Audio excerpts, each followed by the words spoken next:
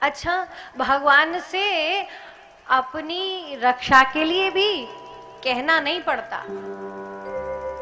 अथवा तो ये समझ लीजिए कि भगवान से कभी कुछ मांगना नहीं चाहिए।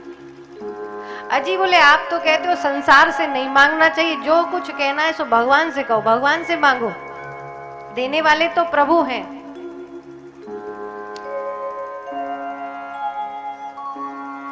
अच्छा, कहने में और मांगने में भी अंतर है। अपने हृदय की बात भगवान को कह दो, समझ रहे? अपने मन की बात बस उनके आगे रख दीजिए। जेहि हित जेहि विधि होए नाथ हित मोरा, जेहि विधि करहु सुवेगी दास में तोरा। भगवान के सन्मुख अपनी स्थिति, अपनी बात रख दीजिए बस, मांगने की भी आवश्यकता नहीं है। एक बड़े दिव्य संत हुए हैं, भगवान के बड़े भक्त संत श्री रामदास जी महाराज।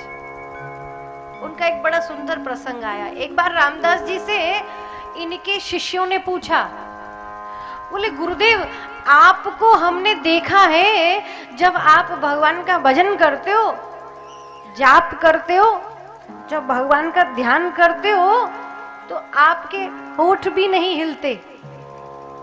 अब माला झोली लेकर जाप करने के लिए बैठे, मंत्र पढ़े तो थोड़े थोड़े होठ हिले ना, जय श्री राम मन मन में भी बोलो तो भी जो साधक है उसके अधर होठ थोड़े थोड़े हिलते हैं। बोले गुरुदेव आपको हमने देखा है, आप जो मंदिर में भगवान का दर्शन भी करते हो, स्तुति भी करते हो, तो भी बिल्कुल सीधे शांत खड़े रहते हो, बिल्कुल पत्थर की तरह। थोड़ी बहुत कुछ स्तुति, कुछ प्रार्थना, कुछ याचना करने में मन मन में भी यदि भगवान से कहा जाए तो कुछ तो होठ भी हिलते होंगे, लेकिन आप कैसी प्रार्थना करते हैं? संत ने बड़ा सुंदर भाव समझाया। संत रामदास अपने शिष्यों से कहते हैं, हाँ मैं कभी भगवान से कुछ मांगता नहीं हूं, कुछ बोलता नहीं हूं। बोले बोलने कहने की मांगने की भी आवश्यकता नहीं है। क्यों? एक बार मैंने देखा, मैं राजमार्ग से जा रहा था तो एक और राजा खड़े थे अपने भवन के द्वार पर। एक तरफ राजा खड़ा है और राजा के सामने द्वार पर बड़ी भीड़ लगी है, लोग खड़े हैं, उन्हीं में एक भिखारी खड़ा था। तो लोग आते हैं राजा के सन्मुख और अपनी वस्तुओं की कामना करते हैं। उसी में एक भिखारी खड़ा है, राजा की दृष्टि उस भिखारी पर पड़ी। वो दीनहीन सा भिक्षुक है,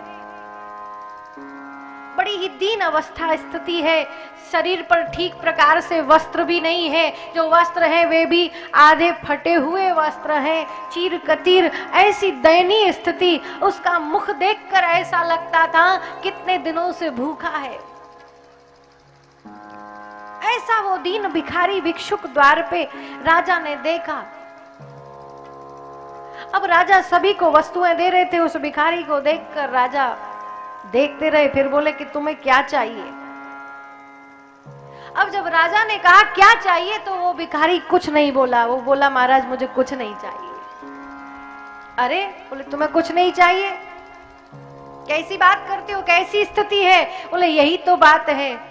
उस भिखारी ने राजा से कहा महाराज जब आपने मुझ पर अपनी दृष्टि डाल दी, मुझे देख लिया, मेरी स्थिति को देखकर यदि आप नहीं समझ पाए कि मुझे क्या चाहिए तो फिर कहने का लाभ भी क्या है?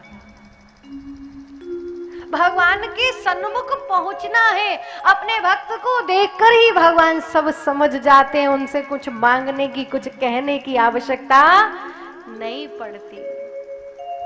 ठाकुर कहते हैं सन्मुख होए जीव मोए जबहि, जन्म कोटि अघनासम तबहि।